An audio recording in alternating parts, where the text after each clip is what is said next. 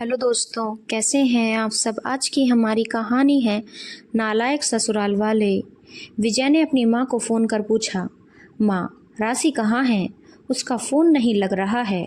मैंने भी कई बार ट्राई किया और उसके मायके से भी फ़ोन आ रहा है। उसके पिताजी को हार्ट अटैक आया है और वह हॉस्पिटल में हैं। राशि किचन में खाना बना रही थी। राशि की सास फ़ोन लेकर आई और बोली, बहू तुम्हारा फ़ोन कहाँ है? विजय कब से फ़ोन ट्राई कर रहा है और तुम्हारे मायके वाले भी फ़ोन कर रहे हैं। तुम्हारे पापा की तबीयत बहुत ख़राब है, उन्हें हार्ट अटैक आया है। विजय ऑफिस से आ रहा है, तुम जल्दी से जाने की तैयारी करो। राशि दौड़कर अपने बेडरूम में गई, जहाँ उसने फ़ोन रिचार्ज पे लगाया हुआ था। उसने देखा सच में उसके मायके से 8 मिस कॉल आए हुए हैं और उसके पति विजय के भी 5 मिस कॉल आए हुए हैं। उसने तुरंत अपनी माँ को फ़ोन लगाया और अपने पापा का हाल जाना। माँ ने बताया, बेटी जल्दी से हॉस्पिटल आ जा, तेरे पापा की बचने की उम्मीद नहीं है। राशि जैसे ही हॉस्पिटल पहुंची, हॉस्पिटल के गेट पर ही माँ मिल गई और उनका रो रो कर हाल बुरा हो रहा था, क्योंकि राशि के पापा अब नहीं रहे। डॉक्टरों ने कह दिया था कि अगर 1 घंटा पहले भी आप लोग इनको ला दिए होते तो शायद हम इनकी ज़िंदगी बचा सकते थे। राशि का इकलौता भाई अंकित ऑस्ट्रेलिया में रहता था, उसको भी खबर कर दी गई। अगले दिन वह भी अपने परिवार के साथ आ चुका था। पापा की 13वीं बीतने के बाद ही अंकित अपने परिवार के साथ ऑस्ट्रेलिया अपनी माँ से यह कहकर लौट गया कि माँ, बहुत जल्दी हम आपको अमेरिका ले जाएंगे, तब तक आपको हर महीने आपके अकाउंट में मैं पैसे भेज दिया करूँगा। राशि को जब पता चला कि उसका भाई उसकी माँ को अपने साथ नहीं ले जा रहा है, उसे अंदर ही अंदर बहुत गुस्सा आया, लेकिन वह कर क्या सकती थी। सोच रही थी कैसा बेटा है। माँ के बारे में एक बार भी नहीं सोचा कि माँ अकेले कैसे रहेगी। राशि ने सोच लिया था वह अपनी माँ को अकेला नहीं छोड़ेगी। अगले दिन उसे भी अपने ससुराल लौटना था। सुबह तैयार होकर वह अपनी माँ का बैग पैक तैयार करने लगी। माँ ने कहा, बेटा मेरा सामान क्यों रख रही हो?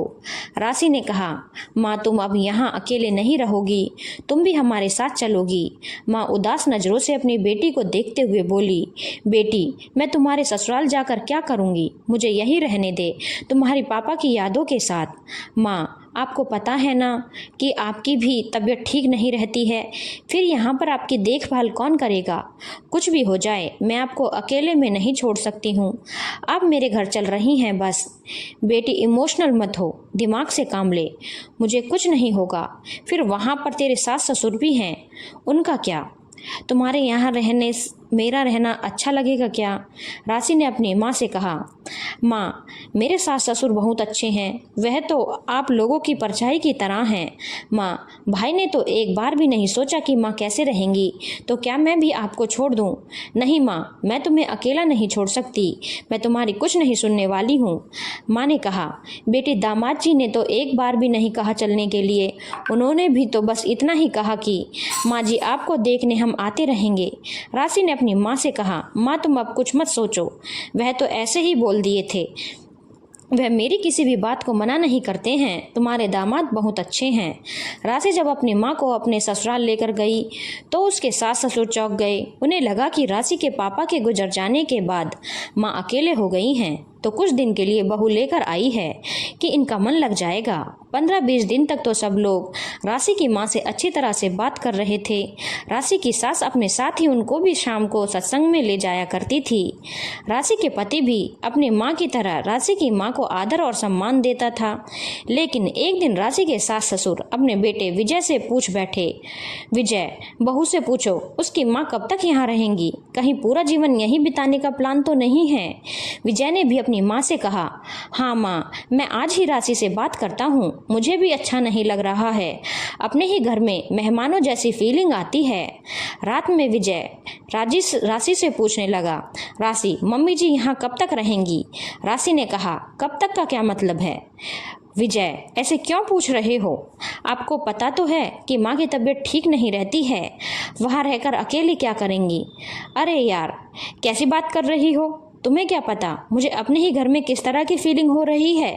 ऐसा लगता है कि मैं अपने घर में नहीं बल्कि किसी मेहमान के घर हूँ। तुम्हें समझ नहीं आता तो कम से कम उनको तो समझना चाहिए कि बेटी के घर ज़्यादा दिन तक नहीं रहना चाहिए। तबीयत ठीक नहीं रहती है तो वहाँ पर एक केयर टेकर उनके लिए रख दो। पैसों की कमी तो है नहीं, पापा जी की पेंशन भी आ रही है। उस दिन के बाद से ना ही विजय और ना ही उसके माता पिता सीधे मुँह राशि की माँ से बात करते थे। अब तो शाम को राशि की सास सत्संग में भी उनको नहीं ले जाती थी। धीरे धीरे राशि की माँ को भी समझ आ गया था कि राशि के सास ससुर और दामाद जी को यहाँ उनका रहना अच्छा नहीं लग रहा है, क्योंकि अब कोई भी उनसे बात नहीं करता था।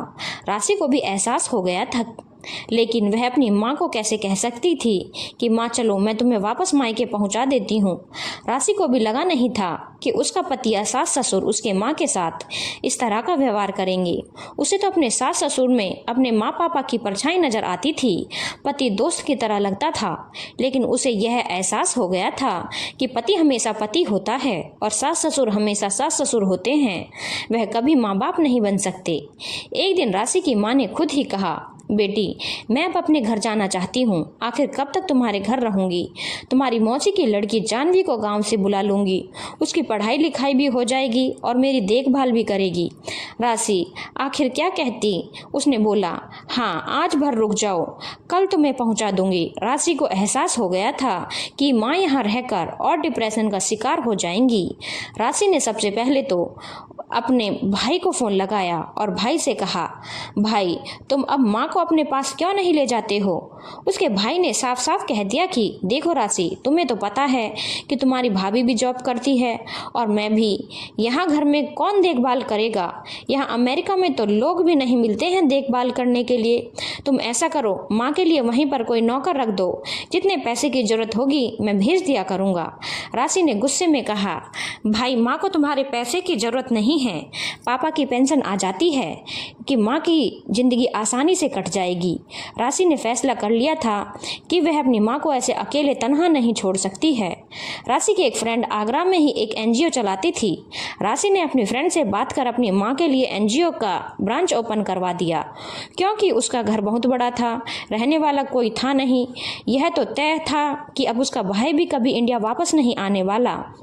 राशि ने जब अपनी माँ से कहा तो उसकी माँ बहुत खुश हुई। उसने कहा, यह बेटी तुमने बहुत अच्छा किया, इससे मेरा समय भी कट जाएगा और महिलाओं के साथ और मेरे में जो हुनर है वह भी दूसरी महिलाओं को सिखा पाऊंगी। अगले दिन राशि अपनी माँ को लेकर अपने मायके के लिए जाने लगी। जब उसके सास ससुर को पता चला कि उसकी माँ अब जा रही हैं तो उन्होंने शिष्टाचारवश आकर इतना ही कहा, अरे बहन जी आप वहाँ जाकर क्या करेंगी, यहाँ रहेंगी तो बहू भी आपकी देखभाल भी करेगी। उसका पति विजय भी सेम यही बात बोला, लेकिन राशि ने कुछ नहीं कहा क्योंकि उसके अंदर गुस्सा भरा हुआ था। अगर वह कुछ बोलती तो बहुत अनर्थ हो जाता, इसलिए उसने सोचा चुप रहने में ही भलाई है। मन ही मन सोच रही थी, कैसे लोग हैं यह, ऊपर से कितने भोले बन रहे हैं और अंदर काले नाग से भी ज्यादा विष भरा हुआ है। कुछ ही दिनों के अंदर राशि अपने मायके के घर में एनजीओ खोल चुकी थी। राशि की माँ की सिलाई के काम में पारंगत थी। वह महिलाओं को सिलाई कढ़ाई सिखाने लगी तो वहीं राशि छोटे गरीब बच्चों को पढ़ाना शुरू कर दिया।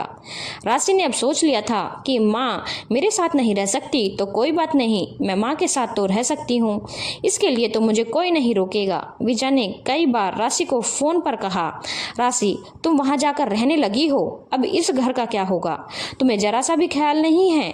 मम्मी को सारा घर संभालना पड़ता है, वो अब तुम्हारे भी मम्मी पापा ही हैं, उनका बिल्कुल भी ख्याल नहीं है तुम्हें। राशि ने बस इतना ही कहा, विजय तुम अपने माँ बाप को देखो और मैं अपनी माँ को। जब तुम ही मेरी माँ को अपना नहीं समझते तो अब मैं भी कुछ नहीं समझूंगी तुम्हारे माँ बाप को।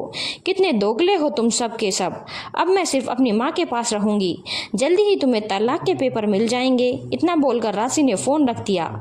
लेकिन यह राशि के लिए आसान नहीं था। जब राशि की माँ को पता चला कि उनकी वजह से राशि और उस दामाद जी के बीच में लड़ाई झगड़े होने शुरू हो गए हैं, एक माँ कभी नहीं चाहेगी कि उसकी वजह से उसकी बेटी का घर उजड़ जाए।